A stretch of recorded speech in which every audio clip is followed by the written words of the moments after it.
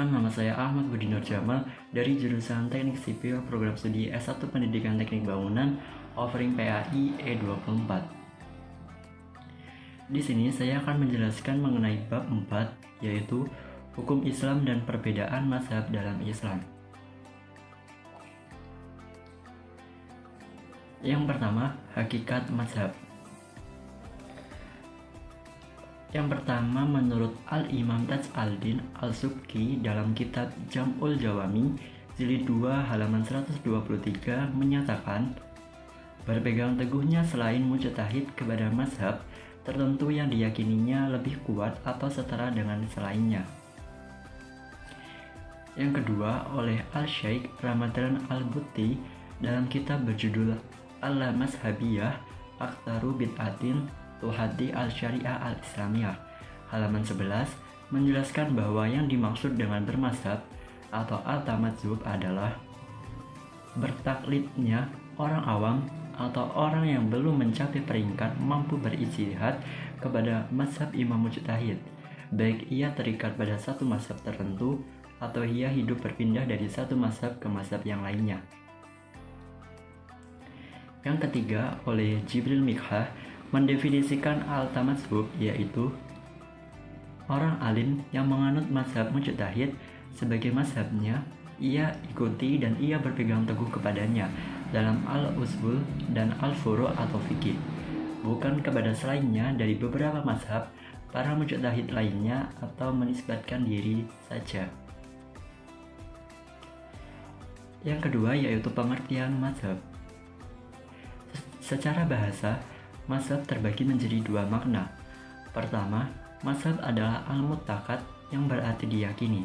Kedua, mazhab adalah at-tariqah yang bermakna jalan atau metode. Secara istilah, mazhab adalah sesuatu yang diyakini atau berupa jalan maupun metode untuk memahami hukum-hukum yang berlaku dalam agama Islam.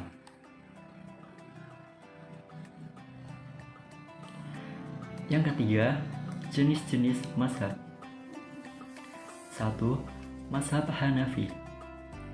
Mazhab Hanafi didirikan oleh Imam Abu Hanifah An-Nu'man bin Thabit. Imam Abu Hanifah lahir pada tahun 80 Hijriah di Kufah dan wafat pada tahun 150 Hijriah.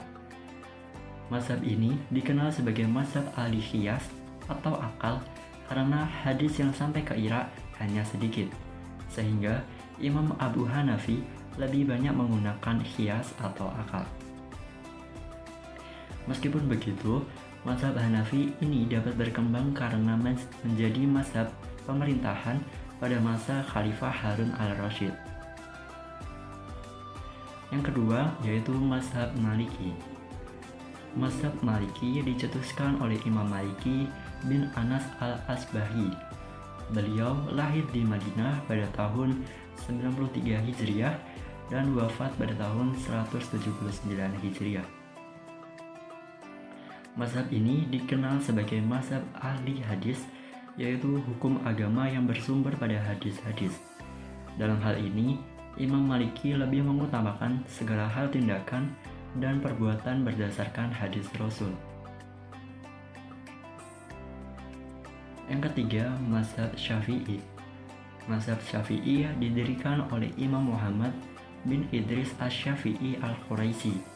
Beliau lahir di Ghuzah pada tahun 150 Hijriah dan wafat di Mesir pada tahun 204 Hijriah.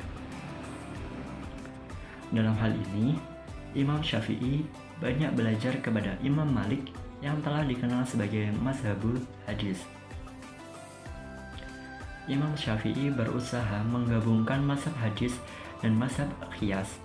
Inilah yang menjadi keutamaan mazhab Syafi'i dibandingkan dengan mazhab yang lain. Yang keempat, yaitu mazhab Hambali.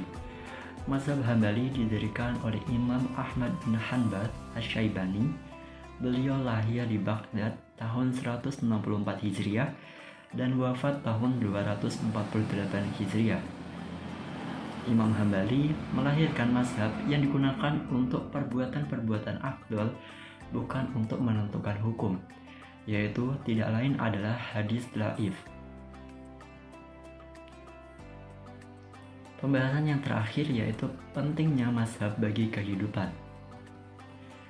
Dalam kitab Risalah Ahlus Sunnah wal Jamaah, Kiai Haji Hasyim Asy'ari menegaskan arti penting untuk bermazhab dan mengikuti Zawatul Aqdam atau kelompok mayoritas.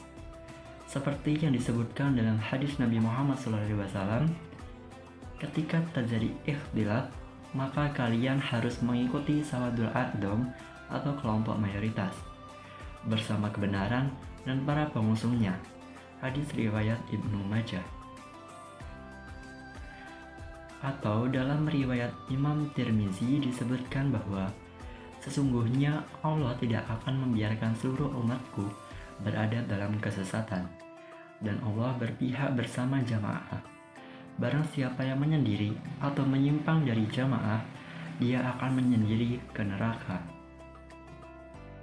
Di dalam sebuah mazhab ada sistem berpikir yang khas yang bisa digunakan untuk mengembangkan kaidah-kaidah pokok untuk menjawab berbagai persoalan keagamaan.